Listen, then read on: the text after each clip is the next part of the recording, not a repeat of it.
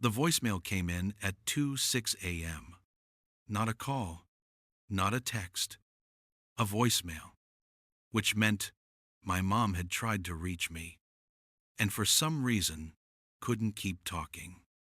I sat up in bed, heart already racing, and pressed play. All I heard at first was breathing, shaky, wet, then my mother's voice small, thin, like it was coming from the bottom of a well.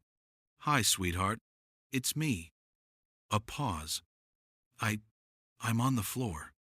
My stomach dropped so hard I felt sick. I can't get up." Another pause. And then, the part that made my hands go numb. "And please, don't call anyone. Don't call 911. She swallowed, like the words hurt her throat. "Please, I don't want strangers in the house. I don't want the neighbors to see." Her breathing hitched. "I know you promised." My mouth went dry, because I knew exactly what she meant. I promised.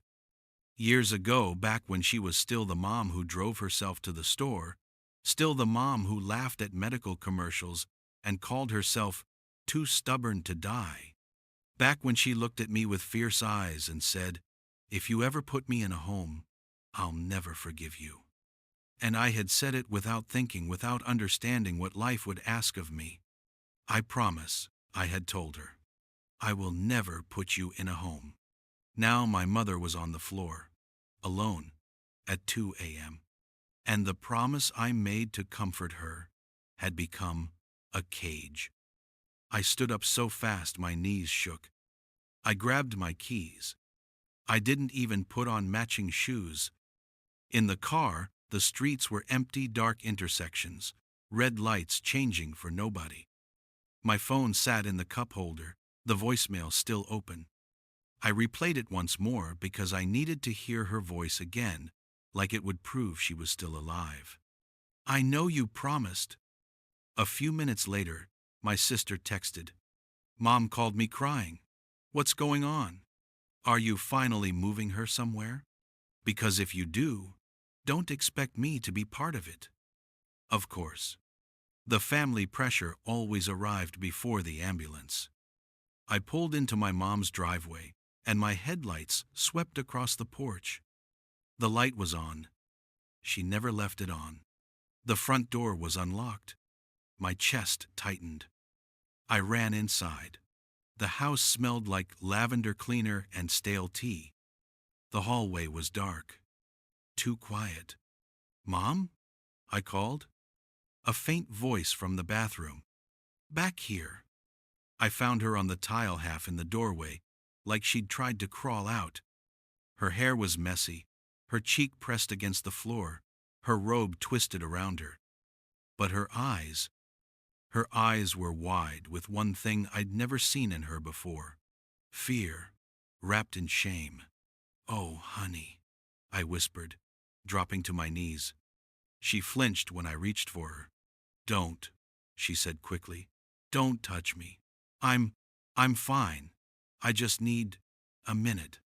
Her voice cracked, and then she said the sentence that changed everything. "If you call 911, they'll make decisions for me." I stared at her, my throat burning, because I realized this wasn't only about a fall. This was about control. And the cruelest part? She was right. If I called for help, the system would step in. Doctors, nurses, social workers, discharge planners. And then I might be forced to do the one thing I promised I'd never do. I looked at my mom on the floor, and I finally understood what love can become. Sometimes love is soft. Sometimes love is a blanket and a warm voice. And sometimes love is dialing the number that breaks your promise. Chapter 2. When I said, "I promise." My mom used to make promises like they were steel. If she said she'd pick you up at 3, she was in the driveway at 2:55. If she said she'd bring potato salad to the cookout, She brought enough for the whole block. She raised me with consistency and control. Not the cruel kind, the protective kind, the kind that makes a child feel safe. After my dad died, that control became her oxygen. She managed grief like it was a project, kept the house spotless, paid every bill early, went to work even when her eyes were swollen from crying. And when I offered to move her in with me, she laughed. "No," she said, "I'm not moving into your house. I'm not becoming your responsibility." But over the years, the edges softened. Her hands started trembling when she poured coffee. She forgot small things, where she put her phone, whether she'd taken her morning meds. I noticed. She noticed me noticing, and she hated it. One afternoon, we were at her kitchen table. Sunlight fell across the worn wood, the same table where she'd helped me with math homework, the same table where she'd planned birthdays and wrapped gifts. She held a flyer in her hand. It was from a local senior community, independent living, with smiling faces and pool pictures. She looked at it like it was poison. Then she looked at me. "You're not going to put me in a place like that," she said. It wasn't a request. It was a demand dressed as fear. "Mom," I said gently, "I'm not." She cut me off. "You're my daughter," she said. "You'll take care of me at home. Promise." The word hit me like a hook. Promise. She didn't ask for help often. When she did, it was impossible to refuse. I remember the feeling in my chest, a mix of love and panic and the desire to be good. So I did what children do when their parents look scared. I tried to make it better with words. "I promise," I said. "I'll never put you in a home." Her shoulders relaxed like I'd handed her a life raft. "Good," she whispered, "because that's abandonment." I didn't argue with her definition. I didn't stop to ask what home would look like if she couldn't walk. I didn't ask what would happen if I had kids, a job, a marriage, and a mother who needed 24-hour supervision. I didn't ask what would happen when love wasn't enough. Because at that table, with the sunlight and the memories, it seemed simple. A promise felt like love. But promises made in calm moments don't always survive emergencies. Chapter 3. The Slow Unraveling. It didn't fall apart all at once. It unraveled in small humiliations. A burnt pot on the stove. A missed doctor's appointment because she wrote the time down wrong. A bruise on her arm that she shrugged off. "I bumped the counter," she'd say. Then there was the first fall. Not dramatic. Not a siren. Just a quiet slip while stepping out of the shower. She called me afterward, embarrassed. "I'm fine," she insisted. "Don't make a big deal." I drove over anyway. She was sitting at the kitchen table with a towel around her shoulders, hair damp, eyes hard. "I don't need help," she said before I even spoke. "I'm not saying you do," I lied. But I started adding little safety things. A non-slip mat, a better shower chair, a nightlight in the hallway. Every change turned into a fight. Stop treating me like I'm fragile. Stop rearranging my house. Stop acting like I'm not me. And I kept backing down, because I was afraid that pushing too hard would make her shut down completely. I tried home care once. A kind woman named Paula came for a trial visit. My mom smiled politely for 5 minutes, then turned sharp. "So you're here to watch me?" she asked.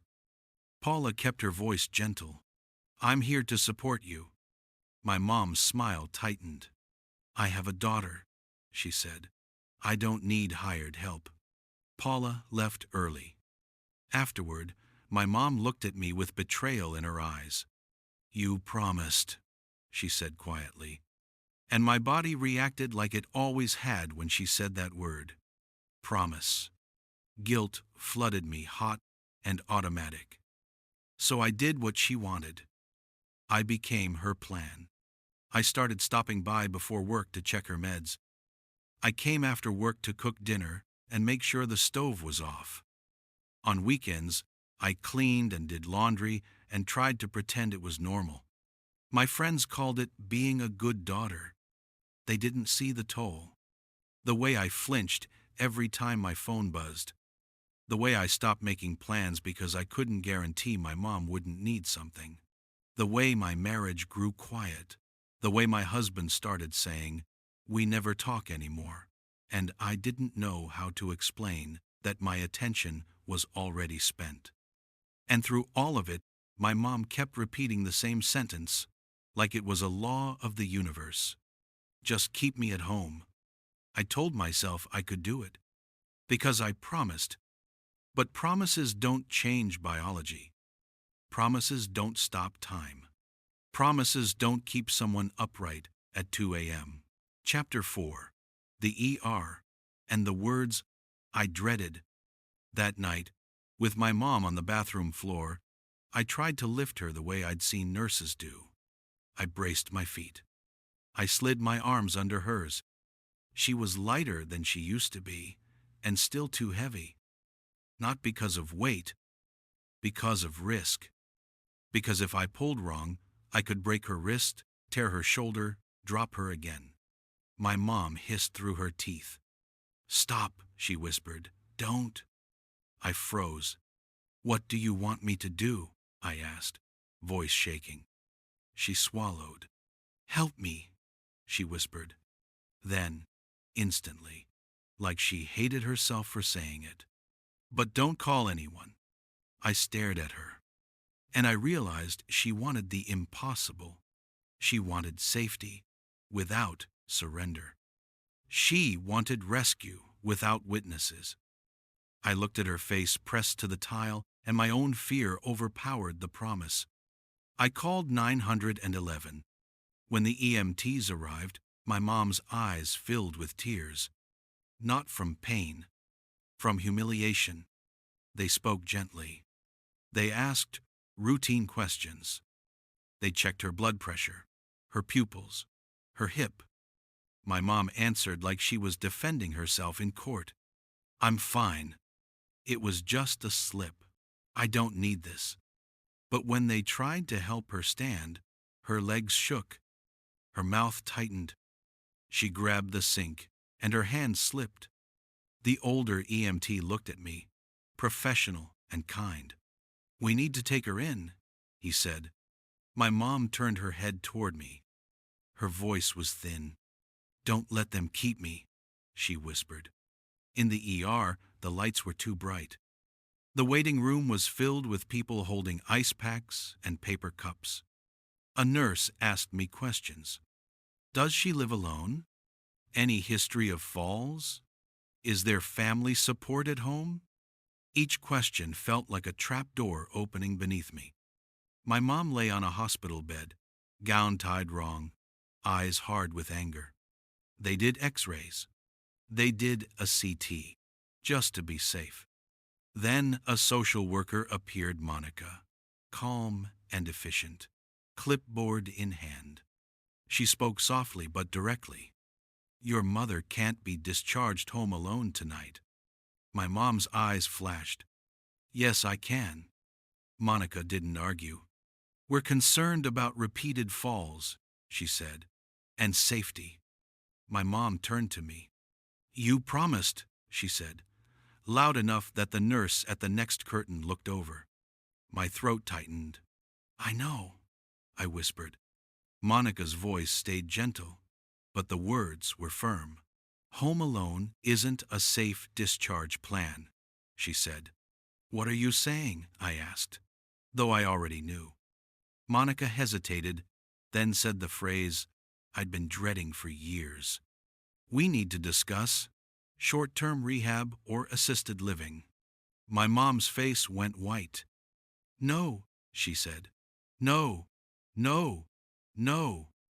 She looked at me like I'd brought Monica into the room, like I'd arranged it. "This is what you wanted," she accused. My chest burned. "No," I whispered. "This is what I feared." My mom's voice cracked. "You're putting me away," she said. And in that moment, in the harsh hospital light, I felt the old promise rise in me like a chain. I promised, but I also saw the reality. The bruises, the tremor in her hands, the way she couldn't stand without shaking. And I understood something I didn't want to understand. The promise might not be mine to keep anymore. Chapter 5. My siblings' opinions arrived first. My brother, Daniel, lived in Chicago. My sister, Cara, lived in Phoenix. They loved our mom. They did. But love from far away can stay clean. It doesn't smell like hospital disinfectant. It doesn't wake you up at 2 a.m. It doesn't sit in a plastic chair while doctors speak in careful tones. When I texted them from the ER, their responses came fast. "What happened? Is she okay?" Don't let them force her into a home. Mom would hate that. "We can do home care. She just needs someone a few hours a day." A few hours a day. I stared at the words like they were a joke. Mom needed help getting out of bed, help showering, help remembering medications. A few hours was what you offered someone who needed a ride, not supervision. I called Daniel. He answered with urgency. "Tell me she's okay," he said. "She's bruised," I replied, "and she can't go home alone tonight." There was a pause. "So you're thinking assisted living," he said, and his voice hardened. "I'm thinking she needs 24/7 support," I said. Daniel exhaled. "Mom would see that as abandonment," he said. There it was. The same word. Like a weapon. "Cara says the same thing," I said bitterly. "She's right," Daniel insisted. "We can rotate. We can figure it out." "Rotate?"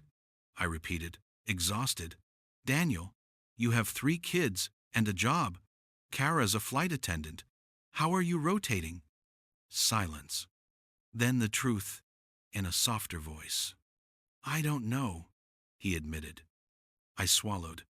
"That's what I've been doing," I said quietly. "I've been figuring it out alone." Daniel sighed. "We didn't know it was that bad." I almost laughed. I'd told them dozens of times. But it's hard to feel urgency through a phone call when you're not the one watching Mom sway in the hallway. Kara called next, her voice sharp. "Are you trying to put her in a nursing home?" she demanded. "It's assisted living," I said. "Same thing," Kara snapped. "Don't sugarcoat it." My chest tightened. "Kara," I said slowly, "Mom fell and couldn't get up. She was on the floor. She could have been there all night." Kara's voice cracked, just for a second. "Well, that's why you're there," she said. And that sentence landed like a slap. "That's why you're there." As if I existed for this. As if my life's purpose was to absorb the hardest parts so everyone else could keep theirs intact. I looked through the glass panel at my mom's room. She was lying in bed, awake, staring at the ceiling. A small woman, a big fear. And I realized the siblings' blame was just noise compared to the truth. Mom didn't need someone to win an argument. She needed someone to keep her alive, even if she hated me for it. Chapter 6. When Mom finally told the truth. The next morning, my mom's tests came back mostly fine. No broken hip, no brain bleed, just bruises, and repeated fall risk. The doctor spoke calmly. "Your mother needs support," he said. "Home alone is not safe." My mom stared at him like he was insulting her. "I've lived alone for 3 years," she said. The doctor nodded. "And your situation has changed," he replied gently. After the doctor left, my mom turned to me. Her eyes were hard. "You did this," she said. I felt my throat burn. "I didn't make you fall," I whispered. "No," she snapped. "You made this happen." She gestured around the hospital room like it was a courtroom. "This is how it starts," she said. "They tell you it's for your safety, and then you're not allowed to decide anything." I sat down in the chair beside her bed. My voice came out quiet. "Mom, are you scared?" She laughed, bitter. "No." Then her chin trembled, and she whispered, "Yes." I went still. My mom wasn't someone who admitted fear easily. She stared at the blanket, fingers picking at the edge. "I watched my mother disappear," she said. I blinked. "We didn't talk about Grandma much. She was in a facility," Mom continued, "and every time I visited, she looked smaller, like her life had been packed into a drawer." My chest tightened. "She stopped arguing," Mom whispered. "Stopped smiling. Stopped being her." She looked at me then, eyes wet. "I don't want that," she said. "I don't want to be a number. I don't want strangers wiping me. I don't want—" Her voice broke. "I don't want to lose myself." I reached for her hand. She didn't pull away this time. "I don't want that either," I whispered. Mom squeezed my fingers tight. "Then keep me home," she begged. And there it was again, the impossible request. Home without danger, safety without help, dignity without witnesses. I swallowed. "Mom," I said carefully, "what if home is what kills you?" She flinched like the words hurt. "You think I'd rather die than move?" she whispered. I didn't answer. Because the terrifying truth was, sometimes, yes, some people would. Not because they don't love their family. Because fear can be stronger than love. My mom's voice dropped. "I'm not trying to punish you," she whispered.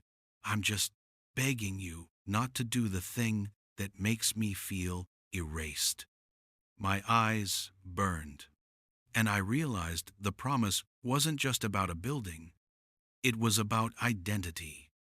It was about a mother who wanted control over the last part of her life, and a child who wanted to keep her alive long enough to have it. Chapter 7. The choice that felt like betrayal. The hospital gave us 24 hours. That's what they do. They don't say, "You have to decide your family's future by tomorrow," but that's what it feels like. Monica, the social worker, sat with me in a small room. She slid papers across the table: options, costs, phone numbers. "Home health," she said. "Assisted living, short-term rehab." I stared at the list like it was written in another language. "I promised her," I whispered. Monica's expression softened. "A lot of adult children promise that," she said quietly, "before they know what it takes." I swallowed. "What do I do?" I asked. Monica leaned forward. "You make the safest plan," she said, "and you include her as much as possible." I laughed, bitter. "She'll hate me." Monica nodded once. "She might," she said, "for a while." Then she added, gently, "But she might also live." That afternoon, my siblings finally showed up in the only way they could. Daniel offered money. Kara offered opinions. Neither offered time. "Just hire a caregiver," Kara insisted over speakerphone. "Mom can stay home." "Mom won't allow strangers," I said. "Then you do it," Kara replied. My jaw tightened. "I've been doing it," I said, "and I'm breaking." Silence. Daniel's voice came quieter. "I'll fly in next month," he offered. Next month. As if we could schedule falls. I looked at my mom in the hospital bed. She looked small, angry, vulnerable. And I realized something that made me feel sick. If I sent her home, I could keep my promise. But I might be sending her home to fall again and die alone. If I moved her, I would break my promise. But I might be giving her more time. I sat beside her bed. My mom watched my face like she knew a verdict was coming. "Mom," I said softly, "we found a place." Her eyes widened. "No, it's not a nursing home," I said. "It's assisted living. You'll have your own apartment, your own furniture, your own routine." She shook her head, panic rising. "No, no, no." I took a breath. "I can't keep you safe at home alone," I said. "And I can't be there 24/7, and you won't accept caregivers." Her voice turned sharp. "So you're choosing your life over mine." The words hit like a blade. I felt my throat close. "I'm choosing both," I whispered. "I'm trying to choose both."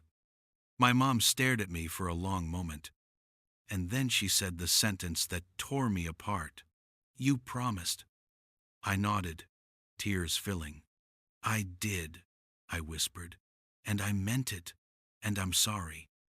My mom's face crumpled not into tears, but into something colder. Disappointment. Like I had failed a test. "You're just like everyone else," she whispered. I flinched. "Once it gets hard," she said, "you put people away." I reached for her hand. She pulled it back. And that was the moment I understood what this decision would cost. Not money, not logistics, trust. But I also understood something else. If love only counted when it was easy, it wasn't love. So I did the hardest thing I've ever done. I broke the promise to keep the person I made it to. Chapter 8. The difference between home and alone. Move-in day wasn't dramatic. It was quiet, which somehow made it worse. My mom didn't pack much. A few outfits, her photo albums, the quilt my dad gave her before he died. She moved like someone going to court. Not a new apartment. The assisted living place was clean and warm, with soft lighting and a garden courtyard. The staff were kind in a way that made my mom suspicious. A nurse introduced herself. "My name is Tasha," she said. "We're happy you're here." My mom's mouth tightened. "I'm not happy," she said flatly. Tasha didn't flinch. "That's okay," she said gently. "You don't have to be happy today." My mom looked away. We set up her room, her recliner by the window, her lamp on the side table, her photos on the dresser. I tried to make it feel like her. But grief isn't fooled by furniture. When I finished, I stood by the door. My mom sat in the recliner, hands folded, staring at the wall. I waited for anger. It came quietly. "You broke your promise," she said. I nodded. "I know," I whispered. She didn't look at me. "I don't know who you are anymore," she said. My chest tightened. "I'm the same person," I said softly. "I'm just older, and I know more now." She finally looked at me. Her eyes were wet. "Then why doesn't it feel like love?" she whispered. I swallowed hard. "Because love doesn't always feel good," I said. "Sometimes love feels like grief." My mom turned her face away, shoulders shaking. Not sobbing, just trembling, like her body didn't know where to put the emotion. I stepped closer. "Mom," I said, voice cracking, "I didn't put you here to get rid of you." She didn't answer. "I put you here because I want you to be here," I whispered. "Alive, safe, with people who can help at night." A long silence. Then my mom said, so quietly, I almost missed it, "I was so scared. On that floor." My throat tightened. "I know," I said. She swallowed. I didn't want you to see me like that, she whispered. I saw you, I said softly, and I still see you. Another silence. Then she asked the question that had been hiding underneath everything. Will you still come? She whispered. My chest broke open. Yes, I said immediately. I'll still come. I'll come and we'll eat lunch and complain about the food and walk in the garden. I'm not leaving you. My mom's lip trembled. But it feels like you did, she whispered. I knelt beside her chair, looking up at her. Mom, I said, home isn't just a building. She stared at me. Home is where you're not alone. Her eyes filled. For a long time, she didn't speak. Then she reached out slowly and put her hand on my hair, the way she used to when I was a kid and I was sick. Her fingers trembled. I hate this, she whispered. I know, I said. Then she said something I didn't expect. Something honest. But I don't want to die on the floor. My breath caught. I nodded. Me neither, I whispered. That night, when I left, I sat in my car and cried until my chest hurt. Because I had broken a promise. But I had also made a new one I didn't say out loud, but felt in my bones. I will visit. I will show up. I will keep her connected to herself. I will not let her become a number. And months later, when my mom finally slept through the night, when she stopped falling, when her laugh returned in small pieces, I understood the hardest truth of adulthood. Sometimes the right choice doesn't feel right. Sometimes it feels like regret. Sometimes it feels like loss. But sometimes, the painful choice is the one that keeps the person you love in the world a little longer. And that is the kind of love that doesn't fit inside a promise. It fits inside a life.